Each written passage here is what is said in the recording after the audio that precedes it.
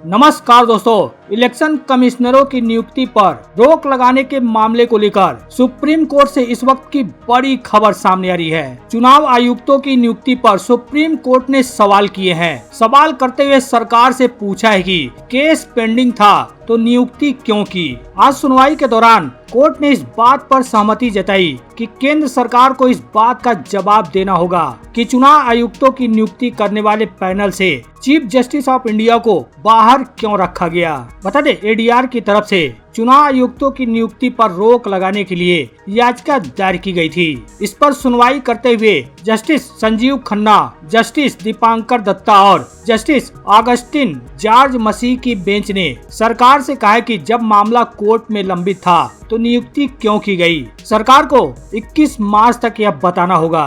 बता दें, एडीआर के अलावा मध्य प्रदेश की कांग्रेस नेता जया ठाकुर ने भी मामले में एक याचिका दायर की थी। उनका कहना था कि चुनाव आयुक्तों की नियुक्ति को लेकर बने नए कानून में चीफ जस्टिस ऑफ इंडिया यानी सीजीआई को चयन समिति से बाहर कर दिया गया है। ऐसे में यह प्रक्रिया निष्पक्ष नहीं रह गई है। ऐसे में सिलेक्शन कमेटी में सीजीआई का होना जरूरी है। याचिकाकर्ता की तरफ से सुनवाई के दौरान बताया गया कि चुनाव आयुक्तों की नियुक्ति के नए कानून के मुताबिक 2 चुनाव आयुक्तों की नियुक्ति गुरुवार को हो चुकी है। वकील विकास सिंह ने कहा कि सुप्रीम कोर्ट ने पिछले साल 2 मार्च को नियुक्ति से जुड़े मामले के फैसले में कहा था कि इन पदों पर नियुक्ति का फैसला चीफ जस्टिस ऑफ इंडिया, प्रधानमंत्री और विपक्ष के नेता वाली कमेटी ही करेगी। उन्होंने कहा कि एससी के फैसले की अवहेलना हुई है। बता दें, याचिकाकर्ताओं ने चीफ इलेक्शन कमिश्नर और election commissioner appointment condition of service and term of office act 2023 की धारा 7 को चुनौती दी है।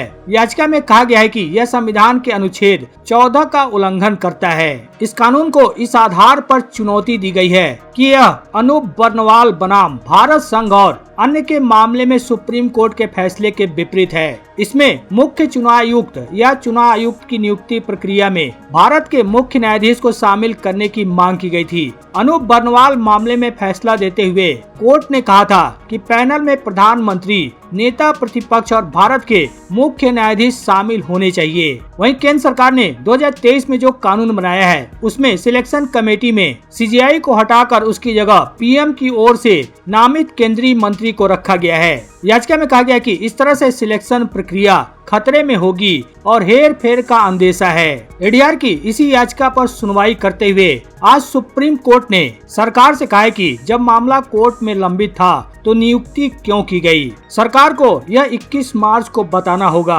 हालांकि सुप्रीम कोर्ट ने इलेक्शन कमिश्नरों की नियुक्ति पर रोक लगाने से इनकार कर दिया है। अब इस मामले में गुरुवार को फिर से सुनवाई होगी। बता दें, केंद्र सरकार ने कल यानी गुरुवार को नोटिफिकेशन जारी करके बताया था कि पूर्व आईएएस अफसर ज्ञानेश कुमार और सुखबीर संधू चुनाव आयोग में नए चुनाव आयुक्त होंगे। गुरुवार की सुबह ही इनकी नियुक्ति को लेकर प्रधानमंत्री की अध्यक्षता वाले पैनल ने बैठक की। इसके बाद नेता विपक्ष अधीर रंजन चौधरी ने इनके नामों के तय होने की संभावना जताई थी। हालांकि आज दोनों इलेक्शन कमिश्नरों ने पदभार संभाल लिया है। हालांकि वहीं दूसरी तरफ कांग्रेस नेता अधीर रंजन चौधरी ने नियुक्ति प्रक्रिया पर नाराजगी भी जताई थी। उन्होंने कहा कि मीटिंग शुरू होने के 10 मिनट पहले 6 नाम मेरे पास आए। मुझे सुखबीर सिंह संधू, ज्ञानेश कुमार, उत्पल कुमार सिंह, प्रदीप कुमार त्रिपाठी, इंद्रवीर पांडे और गंगाधर राहत के नाम सौंपे गए थे। मैंने कहा कि इनकी ईमानदारी और तजुर्बा जांचना मेरे लिए असंभव है। उन्होंने कहा था कि मैं इस प्रक्रिया का विरोध करता हूं। ये होना ही था, ये औपचारिकता है। इस कमेटी में चीफ जस्टिस ऑफ इंडिया को रखना चाहिए। अगर सीजीआई होते तो बात अलग थी। अधीर रंजन चौधरी ने कल कहा था कि कल रात मैं दिल्ली आया तब मुझे 212 लोगों की लिस्ट सौंपी गई थी। इतने कम समय में मैं सभी का प्रोफाइल कैसे जांचता, यह असंभव था। बता दे, निर्वाचन आयोग द्वारा लोकसभा चुनाव के कार्यक्रम की घोषणा करने से कुछ दिन पहले ही अरुण गोयल ने शुक्रवार को इलेक्शन कमिश्नर के पद से इस्तीफा दे दिया था। राष्ट्रपति द्रौपदी मुर्मू ने उनका इस्तीफा स्वीकार भी कर लिया था। अब अरुण गोयल के इस्तीफे के बाद 3 सदस्यीय चुनाव आयोग में केवल chief election commissioner Rajeev Kumar ही रह गए थे। इससे पहले अनूप पांडे 15 फरवरी को चुनाव आयुक्त पद से रिटायर हुए थे। पांडे के रिटायरमेंट के बाद से चुनाव आयोग में एक पद खाली था। अरुण गोयल के अचानक इस्तीफे पर विपक्ष ने कई सवाल भी खड़े किए थे। कांग्रेस नेता जयराम रमेश ने अपने एक्स हैंडल के जरिए 3 सवाल भी पूछे थे।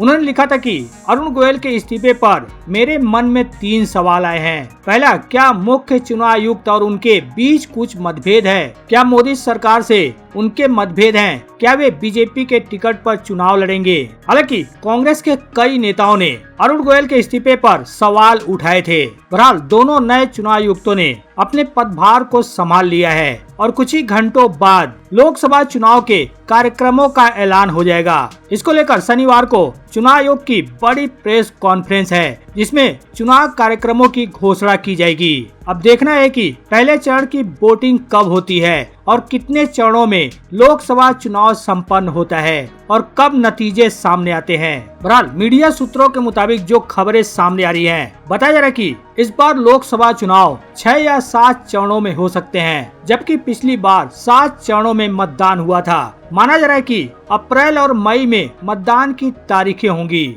इसी दौरान वोटिंग प्रक्रिया पूरी कर ली जाएगी और लोकसभा चुनाव के नतीजे मई के अंतिम सप्ताह या जून के पहले सप्ताह में आ सकते हैं। कहा जा रहा है कि ज्यादातर राज्यों में परंपरागत तौर पर लोकसभा के चुनावी चरणों का निर्धारण हो सकता है। लोकसभा के साथ साथ अरुणाचल प्रदेश, आंध्र प्रदेश, ओडिशा और सिक्किम के भी विधानसभा चुनाव की घोषणा होगी। मीडिया सूत्रों की माने तो उत्तर प्रदेश, पश्चिम बंगाल और बिहार में 6 से 7 चरणों में लोकसभा चुनाव संपन्न हो सकते हैं। वहीं महाराष्ट्र में 4 से 5 चरण में चुनाव हो सकते हैं। इसके अलावा मध्य प्रदेश और असम में 2 से 3 चरण में वोटिंग हो सकती है। तमिलनाडु, केरल, गुजरात, हरियाणा, आंध्र प्रदेश, तेलंगाना और केंद्र शासित प्रदेशों में एक चरण में चुनाव हो सकते हैं। इतना ही नहीं, कुछ अन्य राज्यों में भी 2 से 3 चरणों में लोकसभा चुनाव हो सकते हैं। वहीं ये भी कहा जा रहा है कि चुनाव आयोग उन राज्यों में पहले चुनाव करा सकता है जिन राज्यों में गर्मी ज्यादा होती है। मुमकिन है कि पहले उन राज्यों में चुनाव हो जाए जहां पर तापमान ज्यादा बढ़ता है, जिसमें तमिलनाडु, आंध्र प्रदेश, ओडिशा और तेलंगाना समेत राज्य शामिल हैं। इन राज्यों में पहले मतदान हो सकता है। हालांकि कब और कितने चरणों में लोकसभा चुनाव संपन्न होंगे, कल 3 बजे यह सस्पेंस खत्म हो जाएगा। बता दें, मौजूदा लोकसभा का कार्यकाल 16 जून 2024 को खत्म हो जाएगा। इससे पहले नई लोकसभा का गठन होना है, जिसके लिए चुनाव आयोग कल यानी 16 मार्च को चुनाव की तारीखों का ऐलान कर देगा। अगर पिछले लोकसभा चुनाव 2019 की बात की जाए तो इसकी तारीखों का ऐलान निर्वाचन आयोग ने 10 मार्च को किया था, जो 7 चरणों में कराया गया था और इसके नतीजे 23 मई को सामने आ गए थे। हालांकि पिछले बार लोकसभा चुनाव में कई पार्टियों ने अलग अलग चुनाव लड़ा था, लेकिन इस बार एक तरफ बीजेपी नेतृत्व वाली एनडीए है तो वहीं दूसरी तरफ कांग्रेस नेतृत्व वाली इंडिया है। हालांकि अभी यह भी सवाल उठता है कि बीजेपी से लड़ने के लिए जो गठबंधन बना है वो क्या लोकसभा चुनाव में बीजेपी को कड़ी टक्कर दे सकता है। वो इसलिए क्योंकि कई जगहों पर जैसे बंगाल, पंजाब जैसे राज्यों में इंडिया गठबंधन की पार्टियों ने अकेले लड़ने का जो फैसला कर लिया है। हालांकि आपको क्या लगता है, आप अपनी राय कमेंट कर जरूर बताएं। साथ ही वीडियो को लाइक करना, शेयर करना तो बिल्कुल भी ना भूलें।